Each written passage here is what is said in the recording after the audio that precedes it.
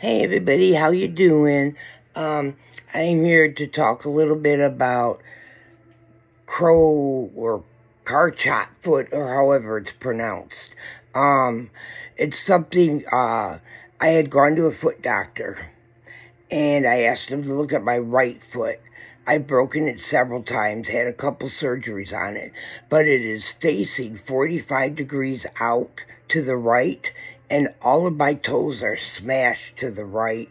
I got a big lump on it. It's just awful. And he took x-rays of it, and I lost my arch. I don't have an arch anymore. He said I have what's called rocker's bottom.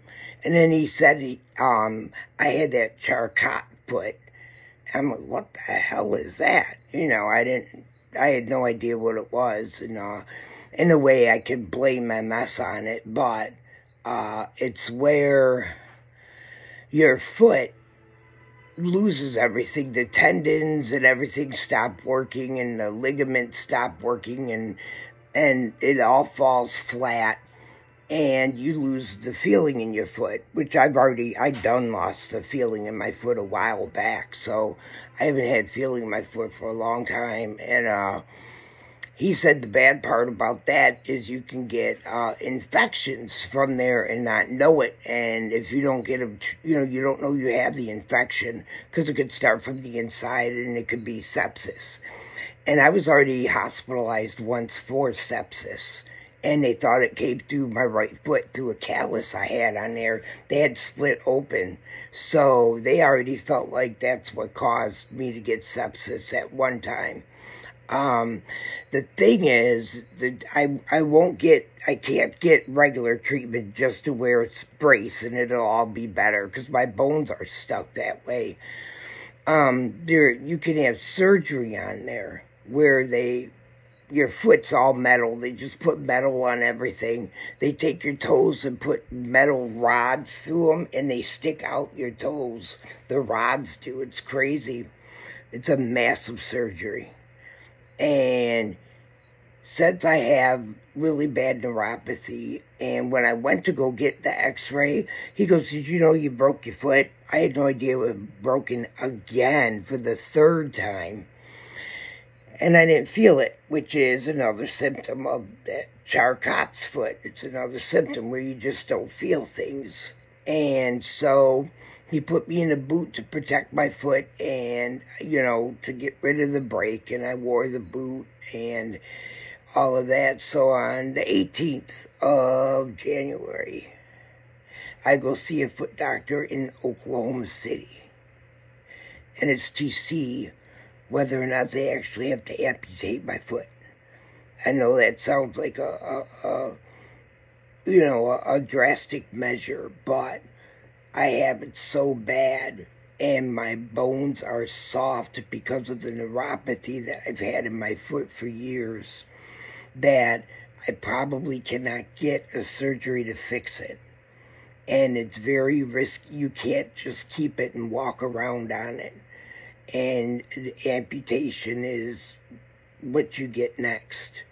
And that's just to prevent what could be, bad infections in the future, which I've already got one.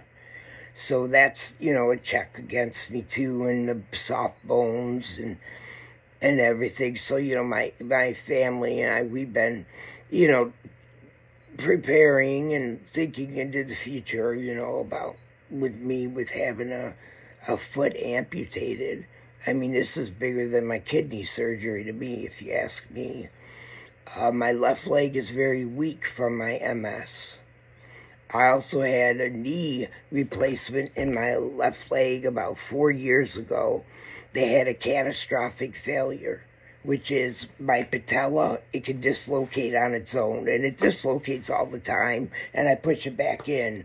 For the most part, believe it or not, it's painless.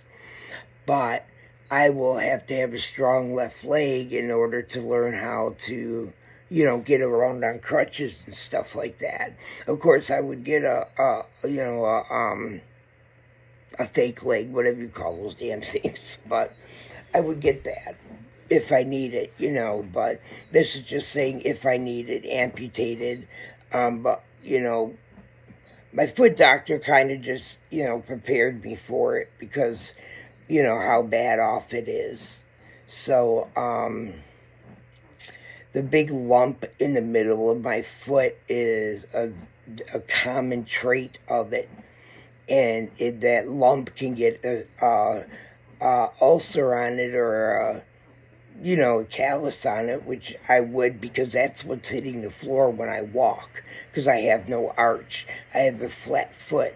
So whenever I step down on my right foot, that big lump is touching the floor, and that does hurt.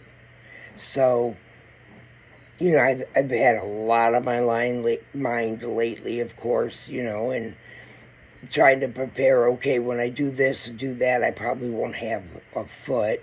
How long do I have to go into rehab? Will I be able to learn how to walk without it?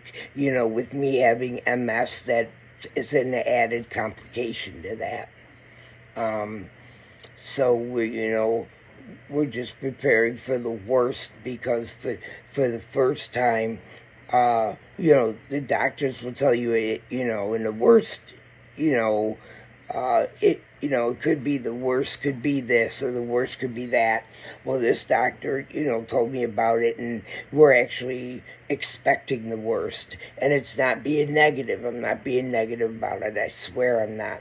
It's just that I was there and I know what he said. And I saw the pictures of the foot and I saw my x-rays of the foot. And, so he showed me why he came up with that diagnosis. How is it diagnosed? Exactly the way he did it. It's done by x-rays and physical exam.